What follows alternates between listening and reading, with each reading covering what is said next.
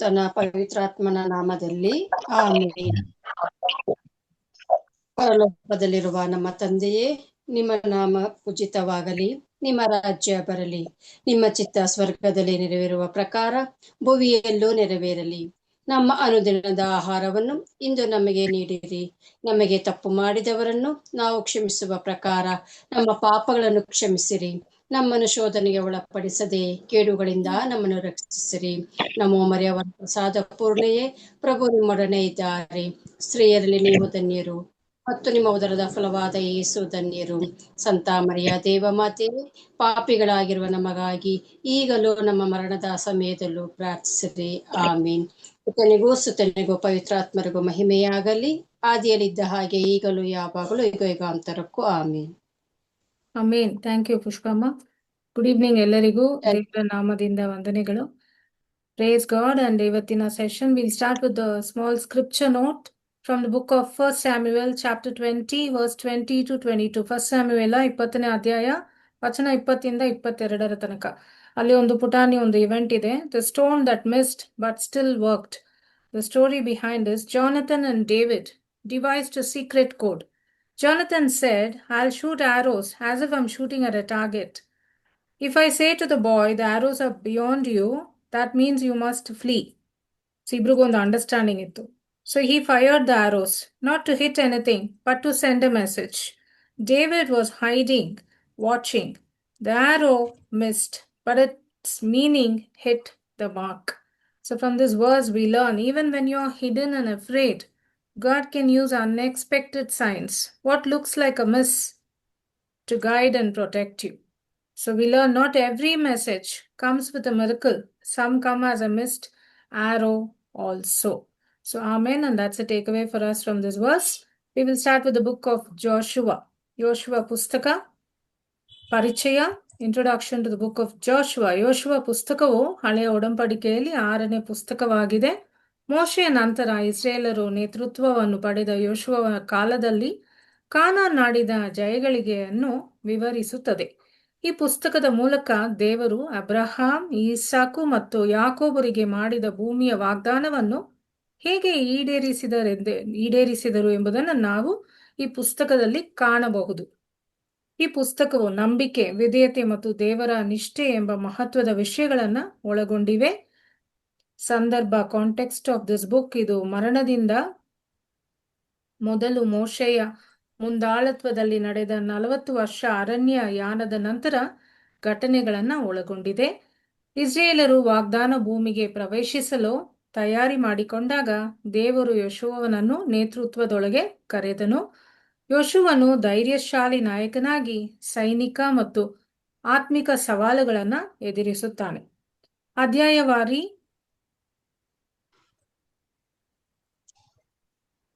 Chapter wise summary of the book of Joshua. ಅಧ್ಯಾಯ 1 ಹೀಗೆ ಶುರುವಾಗುತ್ತೆ: ಯೋಶುವನಿಗೆ ದೇವರ ನೇಮಕ. ದೇವರು ಯೋಶುವನ ನೇತೃತ್ವದೊಳಗೆ ಕರೆದರು. God calls Joshua. ದೇವರ ವಾಗ್ದಾನಗಳ ಮೇಲೆ ನಂಬಿಕೆ ಧೈರ್ಯವನ್ನು, ಶಕ್ತಿಯನ್ನು ಉಂಟು ಮಾಡುತ್ತದೆ. ನಾಯಕರು ದೇವರ ಮಾರ್ಗದರ್ಶನವನ್ನು ಹುಡುಕಬೇಕು ಅಂತ ಈ ಪುಸ್ತಕ ಶುರುವಾಗುತ್ತೆ. ಅಧ್ಯಾಯ 2: ರಹಾಬ್ ಮತ್ತು ಶಾಸಕರು. ರಹಾಬ್ ಎಂಬ ಕಾನಾನದ ಹೆಂಗಸು ಇಸ್ರೇಲರ ದೇವನನ್ನು ನಂಬಿದಳು ಮತ್ತು ಶಾಸಕರನ್ನು ರಕ್ಷಿಸಿದಳು. ನಮಗೆ ಸಿಗೋ ಪಾಠ: ಸಮಾಜ ಅಸಮರ್ಥವೆಂದು ನಿರಾಕರಿಸಿದವರನ್ನು ಕೂಡ, ಸಮಾಜ ಇವರು ಸರಿಯಿಲ್ಲ ಬೇಡ ಅಂತ ನಿರಾಕರಿಸಿದ ಮಕ್ಕಳನ್ನು ಕೂಡ ದೇವರು ಉಪಯೋಗಿಸಬಹುದು ಅಂತ ಈ ಅಧ್ಯಾಯ ನಮಗೆ ಹೇಳುತ್ತೆ. ರಹಾಬನ ನಂಬಿಕೆ ಅವಳನ್ನು ರಕ್ಷಿಸಿತು. ಅಧ್ಯಾಯ 3: ಯೋರ್ದಾನ್ ನದಿಯನ್ನು ದಾಟುವುದು. ಇಲ್ಲಿ ಈ ಘಟನೆ ನೋಡ್ತೀವಿ. ದೇವರು ಆದೇಶದಂತೆ, ದೇವರ ಇನ್ಸ್ಟ್ರಕ್ಷನ್ಸ್ ಪ್ರಕಾರ ಪುರೋಹಿತರು, ಗುರುಗಳು ಒಡಂಬಡಿಕೆ ಪೆಟ್ಟಿಗೆಯನ್ನು ಹೊತ್ತು ನದಿಯಲ್ಲಿ ಇಳಿದಾಗ ನದಿಯ ನೀರು ನಿಂತಿತು ಮತ್ತು ಜನರು ಒಣನೆಲದ ಮೇಲೆ ದಾಟಿದರು. ಜೋಶುವ ನಂತರ 12 ಪುರುಷರನ್ನು ನದಿಯ ತಳದಿಂದ ಕಲ್ಲುಗಳನ್ನು ತೆಗೆದು ಗಿಲ್ಗಾಲಿನಲ್ಲಿ ಸ್ಮರಣಕವನ್ನು ನಿರ್ಮಿಸಲು ನಿಯೋಜಿಸಿದರು. ಭವಿಷ್ಯದ ಪೀಳಿಗೆಗಳಿಗೆ ಅಲ್ಲಿನ ದೇವರ ಮಹಾನ್ ಕಾರ್ಯವನ್ನು ಇದು ನೆನಪಿಸುತ್ತದೆ. ದ ವರ್ಡ್ ಗಿಲ್ಗಾಲ್, ಇಲ್ಲಿ ಗಿಲ್ಗಾಲ್ ಅಂತ ನಾವು ಓದ್ತೀವಿ ಅಧ್ಯಾಯದಲ್ಲಿ. ಈ ವಾರ್ತೆ comes from Hebrew word, means galal, which means to roll so Gilgal means rolling or a circle of stones. Gilgal ಎಂಬ ಹೀಬ್ರೂ ಶಬ್ದ ಗಲಾಲ್ ಇಂದ ಬಂದಿದೆ. ಅರ್ಥವೇನೆಂದ್ರೆ ಗುಂಟಿ ಅಥವಾ ಗುಂಟು ಗುಂಟಾಗಿ ಉರುಳುವುದು. ಹೀಗಾಗಿ ಗಿಲ್ಗಾಲ್ ಅಂದರೆ ಉರುಳಿಸಲಾಗುವುದು ಅಥವಾ ಕಲ್ಲುಗಳನ್ನ ವೃತ್ತ ಎಂದು ಅರ್ಥ. ಅಲ್ಲಿ ಆ ಥರ ರೌಂಡ್ ಆಗಿ ಸರ್ಕಲ್ ಆಗಿ ಕಲ್ಲುಗಳನ್ನ ಇಡ್ತಾರೆ. ಆ ಹೆಸರು ಗಿಲ್ಗಾಲ್ ಅಂತ. ನಮ್ಗೆ ಸಿಗೋ ಪಾಠ, ನಂಬಿಕೆ ಮತ್ತು ಸಿದ್ಧತೆಯು ಅದ್ಭುತ ಫಲಿತಾಂಶಗಳನ್ನು ತರುತ್ತದೆ ಅಂತ.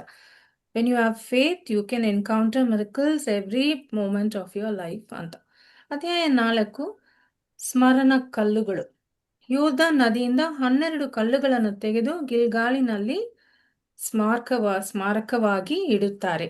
ದೇವರ ನಿಷ್ಠೆಯನ್ನು ನೆನಪಿಸುವುದು ನಮ್ಮ ನಂಬಿಕೆಯನ್ನು ಬಲಪಡಿಸುತ್ತದೆ ಮತ್ತು ಮುಂದಿನ ಪೀಳಿಗೆಗಳಿಗೆ ಸ್ಫೂರ್ತಿ ನೀಡುತ್ತದೆ. ಎಷ್ಟು ವರ್ಷ ಕಾಲ ಆದ್ರೂ ಕೂಡ ಇವಾಗ್ಲೂ ನಾವು ಇದ್ರ ಬಗ್ಗೆ ಓದ್ತಾ ಇದ್ದೀವಿ. ಈ 12 ಕಲ್ಲುಗಳನ್ನ ಅವ್ರು ಇಟ್ರು, ಏನೆಲ್ಲ ಮಾಡಿದ್ರು ಅದ್ರ ಬಗ್ಗೆ ನಾವು ಡಿಸ್ಕಸ್ ಮಾಡ್ತಾ ಇದೀವಿ, ಚರ್ಚೆ ಮಾಡ್ತಾ ಇದೀವಿ, ರಿಫ್ಲೆಕ್ಟ್ ಮಾಡ್ತಾ ಇದೀವಿ. ಅದನ್ನೇ ದೇವರು ಆವಾಗ ವಾಕ್ಯಲ್ಲಿ ಹೇಳಿದ್ದು, ಅದನ್ನೇ ನಾವು ಇವತ್ತು ಸಹ ಮಾಡ್ತಾ ಇದೀವಿ. ಅಧ್ಯಾಯ 5, ಸುನ್ನತಿ ಮತ್ತು ಪಾಸ್ಕಾ ಹಬ್ಬ. ಹೊಸ ಹಂತಕ್ಕೆ ಪ್ರವೇಶಿಸುವಾಗ ದೇವರೊಂದಿಗೆ ಸಂಬಂಧವನ್ನು ಪುನಃಸ್ಥಾಪಿಸುವುದು ಅಗತ್ಯ ಅಂತ ಈ ಅಧ್ಯಾಯ ನಮ್ಮನ್ನ ಕರೆಯುತ್ತೆ.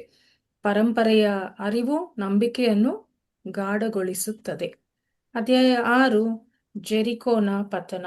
ಜೆರಿಕೋ ಎಂಬ ನಗರವನ್ನು ಎದುರಿಸುತ್ತಾರೆ ಇಸ್ರೇಲರು.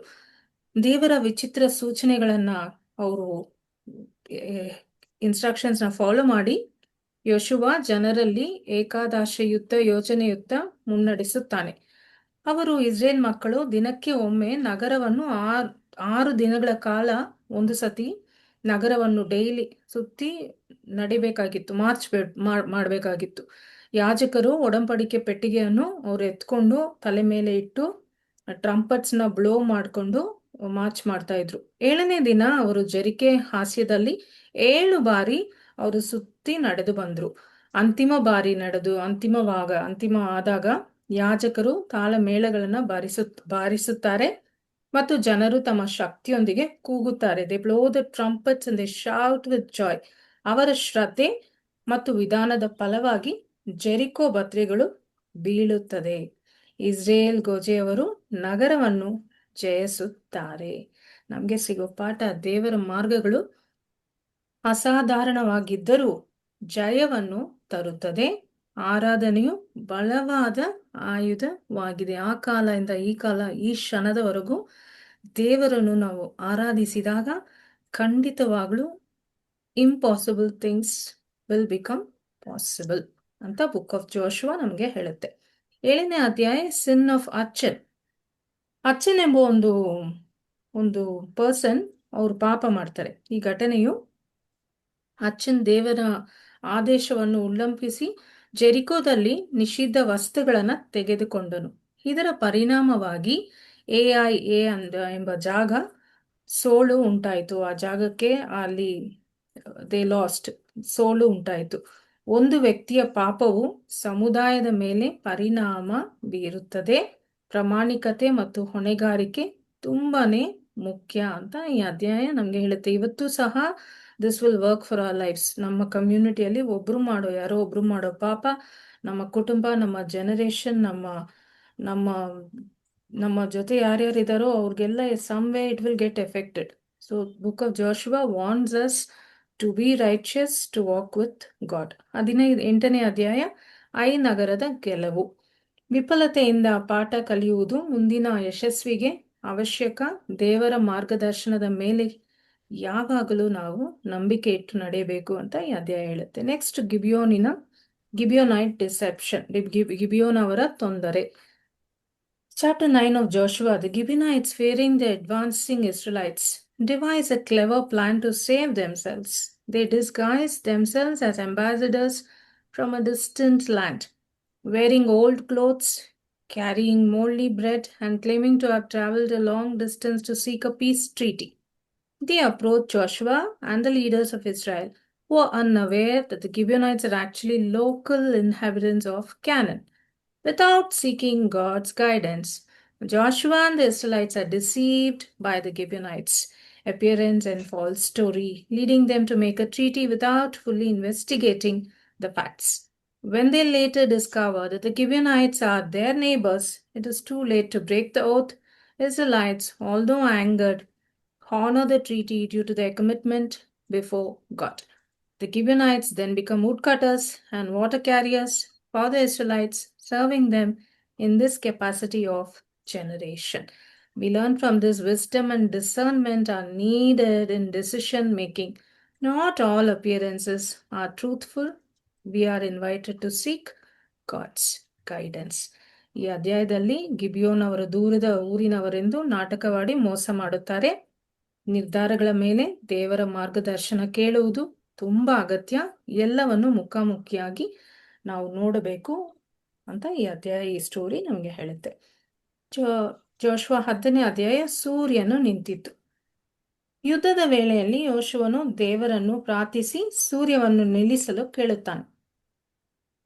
ದೇವರು ಅದನ್ನು ಮಾಡಿದರು. ಪ್ರಾರ್ಥನೆ ಅಸಾಧಾರಣ ಫಲಿತಾಂಶಗಳನ್ನು ತರುತ್ತದೆ. ದೇವರು ಪ್ರಕೃತಿಯನ್ನು ಕೂಡ ನಿಯಂತ್ರಿಸುತ್ತಾರೆ ಅಂತ ಈ ಅಧ್ಯಾಯ ನಮ್ಗೆ ಹೇಳುತ್ತೆ. Sun stands still. The story unfolds as several Amorite kings unite to attack Gibeon after the city makes a treaty with Israel. The Gibeonites call for help, and Joshua quickly gathers his forces to rescue them. God reassures Joshua that he will deliver the enemy into Israel's hands. As the battle progresses, the Israelites, Joshua boldly prays and asks God to make the sun stand still over Gibeon and the moon over the valley of Ajalon, and gaining the upper hand. But night time is approaching, which would hinder their victory. Joshua boldly prays and asks God to make the sun stand still over the Gibeon and the moon over the valley of Ajalon. In an extraordinary act of divine power, God allows the sun to stop in the sky for an extended period, enabling the Israelites to continue their pursuit and secure a decisive victory. We understand, we learn prayer can lead to extraordinary outcomes. God can intervene in the natural order for his people. Next 11th chapter, ಉತ್ತರದ ರಾಜಕರ ಗೆಲುವು. ಸಾಮೂಹಿಕ ಶ್ರಮದಿಂದ ದೊಡ್ಡ ಗುರಿಗಳನ್ನ ತಲುಪಬಹುದು. ದೇವರ ವಾಗ್ದಾನಗಳಿಗೆ ಸಾಮೂಹಿಕತೆ ಅಗತ್ಯ ಅಂತ. ನೆಕ್ಸ್ಟ್ 12ನೇ ಅಧ್ಯಾಯ, ಜಯಪಟ್ಟು ರಾಜರ ಪಟ್ಟಿ. ಹಿಂದಿನ ಜಯಗಳನ್ನ ನೆನಪಿಸಿಕೊಂಡು ಮುಂದಿನ ಸವಾಲುಗಳಿಗೆ ಧೈರ್ಯ ಪಡೆದುಕೊಳ್ಳಿ. ದೇವರ ವಾಗ್ದಾನಗಳು ನಿಜ ಅಂತ ಈ ಅಧ್ಯಾಯ ಪ್ರಾಮಿಸ್ ಮಾಡುತ್ತೆ. 13ನೇ ಅಧ್ಯಾಯ, ಭೂಮಿಯ ಹಂಚಿಕೆ ಪ್ರಾರಂಭ. ದೇವರು ತನ್ನ ಪ್ರಜೆಗೆ ತಕ್ಕ ತಾನು ಒದಗಿಸುತ್ತಾರೆ. ನ್ಯಾಯ ಸಂಬಂಧ ಹಂಚಿಕ ಸಮುದಾಯದ ಏಕತೆಯನ್ನು ಬಲಪಡಿಸುತ್ತಾರೆ. ನೆಕ್ಸ್ಟ್ ಕಾಲೇಬನ ಪಾಲು. ದೇವರ ಮೇಲೆ ನಂಬಿಕೆ ಉಂಟಾದವರಿಗೆ ದೇವರ ಫಲ ಖಂಡಿತವಾಗ್ಲೂ ಸಿಗುತ್ತೆ, ನೀಡುತ್ತಾರೆ. ವಯಸ್ಸು ಆತ್ಮೀಯ ಗುರಿಗಳನ್ನು ತಲುಪಲು ಅಡ್ಡಿ ಆಗದು ಅಂತ ಈ ಅಧ್ಯಾಯ ಹೇಳುತ್ತೆ. ನೆಕ್ಸ್ಟ್ 15 to 19 ಚಾಪ್ಟರ್, ಭೂಮಿಯ ಹಂಚಿಕೆ. ಪ್ರತಿಯೊಬ್ಬರಿಗೂ ವಿಶಿಷ್ಟ ಕರೆ ಇದೆ, ಸ್ಥಳವಿದೆ ಅಂತ ಈ ಜೋಶುವ ಪುಸ್ತಕ ಹೇಳುತ್ತೆ. ಇದನ್ನು ಗೌರವಿಸುವುದರಿಂದ ಒಡನಾಟ ಬೆಳೆದು ಬರುತ್ತದೆ ಅಂತ. 20ನೇ ಅಧ್ಯಾಯ, ಶರಣ ಪಟ್ಟಣಗಳು. ನ್ಯಾಯ ಮತ್ತು ಕರುಣೆ ಒಂದು ನಾಣ್ಯದ ಎರಡು ಬದಿಯಾಗಿದೆ. ರಕ್ಷಣೆ ನೀಡುವ ವ್ಯವಸ್ಥೆ ಕಾಪಾಡಬೇಕು ಅಂತ. ನೆಕ್ಸ್ಟ್ ಲೇವಿಯರ್ಗೆ ಕೂಡ ಪಟ್ಟಣಗಳು ಸಿಗುತ್ತದೆ. ಆತ್ಮೀಯ ನಾಯಕರು ಸಮುದಾಯದಿಂದ ಬೆಂಬಲ ಮತ್ತು ನೆರವು ಪಡೆಯಬೇಕು ಅಂತ 21 ಚಾಪ್ಟರ್ ಅಲ್ಲಿ ಓದ್ತೀವಿ. 22ನೇ ಅಧ್ಯಾಯ, ಪೂರ್ವದ ಗೋಷ್ಠಿಗಳ ಮನೆ ಮಗುಗೆ. ಸರಿಯಾದ ಸಂವಹನವು ಭಿನ್ನ ಮತಗಳನ್ನು ತಡೆಯುತ್ತವೆ. ಏಕತೆಯನ್ನು ಕಾಪಾಡುವುದು ಅಗತ್ಯ. ನೆಕ್ಸ್ಟ್ ಯೋಶುವನ ವಿದಾಯ ಭಾಷಣೆ. ಸೊ ಈ ಪುಸ್ತಕ ಸ್ಟಾರ್ಟ್ ಆಗಿದ್ದು ದೇವರು ಯಾರ್ಯಾರಿಗೆ ಎಂತೆಂತ ಲ್ಯಾಂಡ್ ಪ್ರಾಮಿಸ್ ಮಾಡಿದ್ದಾರೆ, ಕೊಡ್ತಾರೆ ಅಂತ ಇಡೀ ಪುಸ್ತಕ ಮಾತಾಡುತ್ತೆ. ಈ ಪುಸ್ತಕ ಎಂಡ್ ಆಗುವಾಗ ಯಾವ್ಯಾವ ಟ್ರೈಬ್ಗೆ, ಯಾವ್ಯಾವ ಫ್ಯಾಮಿಲಿಗೆ ಎಂತೆಂತ ಲ್ಯಾಂಡು ಅಂತ ಜೋಶುವಾಗೆ ಇನ್ಸ್ಟ್ರಕ್ಷನ್ಸ್ ಕೊಟ್ಟು ಅದು ಪ್ರಕಾರ ಎಲ್ಲರಿಗೂ ಸಿಗುತ್ತೆ. ಲೇವಿಯರ್ಗೆ ಕೂಡ ಸಿಗುತ್ತೆ. ಅವ್ರಿಗೆ ಯಾವ ಲ್ಯಾಂಡು, ಅವ್ರು ಎಲ್ಲಿರ್ಬೇಕು, ಹೇಗೆ ಅವ್ರು ಬಾಳ್ಬೇಕು, ಇನ್ಸ್ಟ್ರಕ್ಷನ್ಸ್ ಮತ್ತೆ ಅವ್ರ ಲ್ಯಾಂಡು ಎಲ್ಲ ದೇವರು ಪ್ರಾಮಿಸ್ ಮಾಡ್ದಂಗೆ ಕೊಡ್ತಾರೆ. 23ನೇ ಅಧ್ಯಾಯ, ಯೋಶುವನ ವಿಧೇಯ ಭಾಷಣೆ. ದೇವರೊಡನೆ ಬದ್ಧತೆಗೆ ನಿಷ್ಠೆ ಇರಲಿ. ಹಿರಿಯರು ಮುಂದಿನ ಪೀಳಿಗೆಗಳಿಗೆ ಮಾರ್ಗದರ್ಶನ ನೀಡಬೇಕು. Joshua's farewell address. Joshua warns Israel to remain faithful. We learn ongoing faith and commitment to God is very much essential. Elders have a crucial role in guiding future generations. 24ನೇ ಅಧ್ಯಾಯ ಒಡಂಬಡಿಕೆಯ ನವೀಕರಣ. ದೇವರನ್ನು ಆರಿಸೋದು ನಿಶ್ಚಿತವಾದ ನಿರ್ಧಾರವಾಗಬೇಕು. ಆತನೊಂದಿಗೆ ಒಡಂಬಡಿಕೆಯು ನಿರಂತರ ಪ್ರಯಾಣ. ಈ ಪುಸ್ತಕದ ಮುಕ್ತಾಯ. ಯೋಶುವ ಪುಸ್ತಕವು ನಂಬಿಕೆ, ವಿಧೇಯತೆ ಮತ್ತು ಸಮುದಾಯದ ಮಹತ್ವವನ್ನು ಸೂಚಿಸುತ್ತದೆ. ಇಸ್ರೇಲರ ಅನುಭವಗಳು ದೇವರ ಸ್ವಭಾವ, ಆತನ ನಿಷ್ಠೆ ಮತ್ತು ನಂಬಿಕೆಯ ಶಕ್ತಿಯ ಕುರಿತು ನಮಗೆ ಪಾಠಗಳನ್ನು ಕಲಿಸುತ್ತದೆ. ಈ ಕಥೆಗಳು ನಮ್ಮ ಜೀವನದಲ್ಲಿಯೂ ದೇವರನ್ನು ಹೇಗೆ ಅನುಸರಿಸಬೇಕು ಎಂಬುದಕ್ಕೆ ದಾರಿದೀಪವಾಗಿದೆ. Book of Joshua illustrates the importance of faithfulness, obedience, and community as the Israelites navigate the challenges of possessing their promised land. Through their experiences, readers can learn about the character of God, the necessity of trusting in Him, and how to confront the trials in their own lives with courage and faith. The moral lesson in Joshua resonates profoundly, encouraging individuals to reflect on their journey with God and the collective journey of faith within their communities. Amen. And that's the summary of the book of Joshua. Mute ಮಾಡಬೇಕು ನೀವು, ಶಬ್ದ ಆದರೆ disturb ಆಗುತ್ತೆ, ದಯವಿಟ್ಟು mute ಮಾಡಿ. We have 5 minutes. I'll see if I can finish Judges. Book of Judges, 7th book of the Bible, follows the book of Joshua. It paints a vivid and chaotic picture of Israel's early years in the promised land.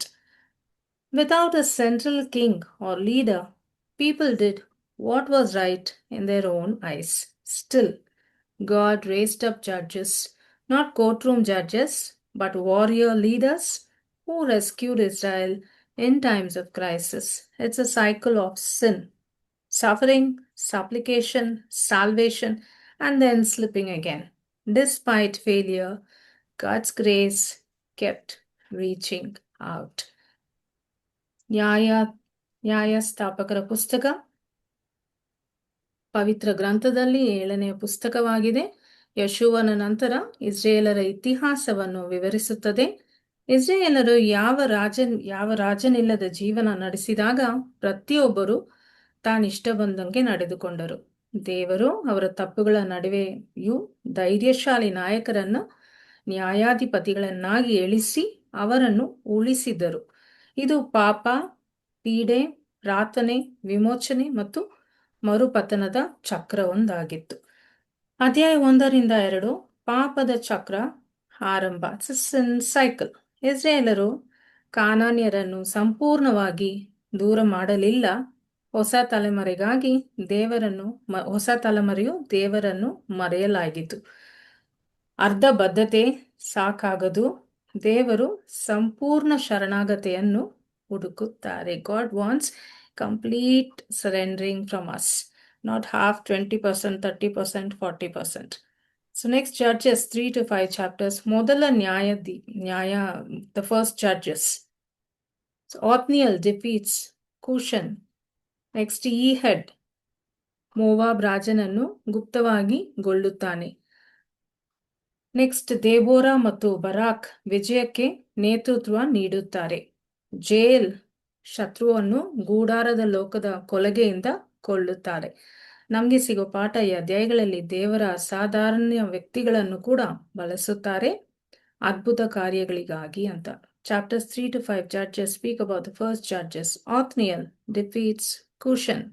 Ehud, a man named Ehud, he was a left-handed man, secretly kills the Moabite king. We learn about Deborah, the women, the prophetess, along with Barak. She leads a miraculous victory. Jael kills an enemy with a tent peg.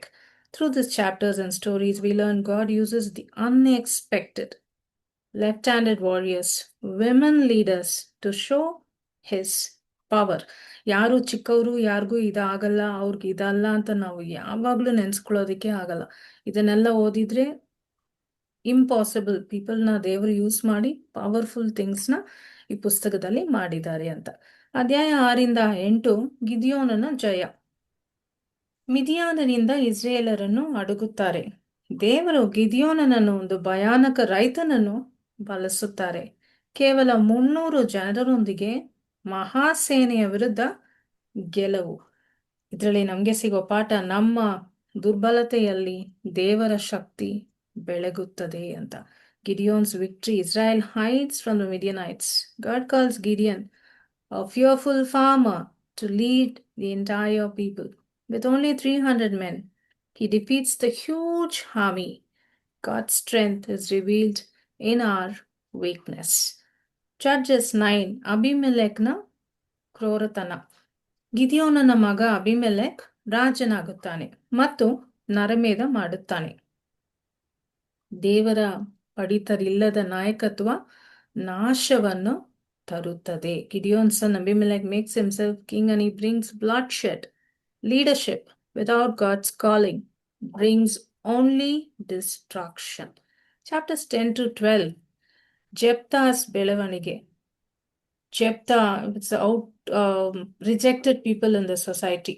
ಇವರನ್ನ ಕೂಡ ದೇವರು ರಕ್ಷಕರಾಗಿ, leaders ಆಗಿ ಉಪಯೋಗ ಮಾಡ್ತಾರೆ, select ಮಾಡ್ತಾರೆ. ಅವರು ಮಾಡಿರುವ ಹಠಾತ್ ಪ್ರತಿಜ್ಞೆ ಅವನಿಗೆ ದುಃಖ ತರುತ್ತದೆ. ದೇವರಿಗೆ ನಾವೇನನ್ನು ಹೇಳುತ್ತೇವೆ ಎಂಬುದನ್ನು ಬಹಳ ಮಹತ್ವವಾಗದು. ಈ ಅಧ್ಯಾಯದಲ್ಲಿ 11ನೇ ಅಧ್ಯಾಯ ಜಡ್ಜಸ್ ಅಲ್ಲಿ ಈ ಜೆಫ್ತಾ ಆಕ್ಚುಲಿ ಅವರು is been rejected in the society, but ಅವರನ್ನ ಲೀಡರ್ ಆಗಿ ಚೂಸ್ ಮಾಡ್ತಾರೆ, ದೇವರು ಅಲೌವ್ ಮಾಡ್ತಾರೆ.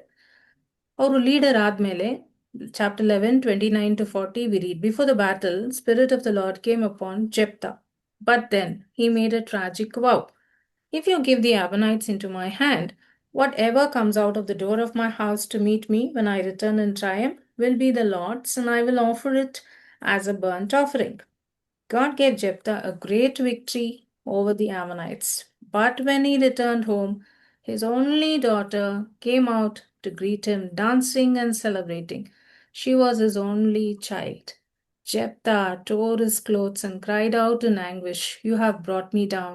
I cannot go back on my vow." Amazingly, his daughter accepted it. She asked for 2 months to roam the hills and mourn her virginity, not because of her death alone, but because she would never marry or bear children. She returned, and Jephthah fulfilled his vow. The Bible leaves it ambiguous whether she was literally sacrificed or dedicated to lifelong service and celibacy. We don't know, but either way, it was a deep personal loss. So be careful what you promise to God, and what words we say matters. Next, 13-16 speak about Samson, the strong but flawed hero. Samson is born with a divine calling. He defeats enemies with supernatural strength, but he falls for a woman called Delilah. In his death, still he destroys the Philistines. God can use even the broken, but imagine the power of full obedience. 17-21 chapters speak about ಧಾರ್ಮಿಕ ಮತ್ತು ನೈತಿಕ ಅವ್ಯವಸ್ಥೆ. Spiritual and moral collapse. We see Micah's idol shows religious confusion. The Levite's concubine story reveals deep moral decay. A civil war nearly wipes out the tribe of Benjamin. We learn when there's no king or God's rule, chaos reigns. ಒಟ್ಟಾರೆ ಸಂದೇಶ ಈ ಪುಸ್ತಕದಿಂದ ಇಸ್ರೇಲರು ಎಷ್ಟು ಬೀದಿಗೆ ಆದರೂ ದೇವರು ಅವರೊಂದಿಗೆ ಇದ್ದರೂ ಅವರನ್ನ ಕೈ ಬಿಡಲಿಲ್ಲ. ಪ್ರತಿ ಕೂಗೆಗೂ ಆತನ ಉತ್ತರವಾಗಿ ರಕ್ಷಕರ ಕಳಿಸಿದರು. Even when they don't deserve it, God was with them and he was helping them. The book of Judges tells us even in darkest times, God never gives up on his people. He responds to cries for help with deliverers even when they don't deserve it. Even when we don't deserve it, God is with us at all times. He keeps sending some kind of help, some kind of deliverance when we are stuck with our own troubles. That's the summary and the takeaway for us this evening. Amen. And in the name of the Father, and of the Son, and of the Holy Spirit. Amen. Thank you all. It's time up. I will leave you all. ನೀವು ಒಂದು chapter ಓದಿ prayer ಮಾಡಿ close ಮಾಡಿ. Thank you Edwin sir for inviting us. ಎಲ್ಲರಿಗೂ Thank you, madam. ಎಲ್ಲರೂ Thank join you. Thank you very much for your summary. Thank you, madam. Thank you sir. Thank you God very much. Bless. ಶುಭರಾತ್ರಿ. Okay, madam.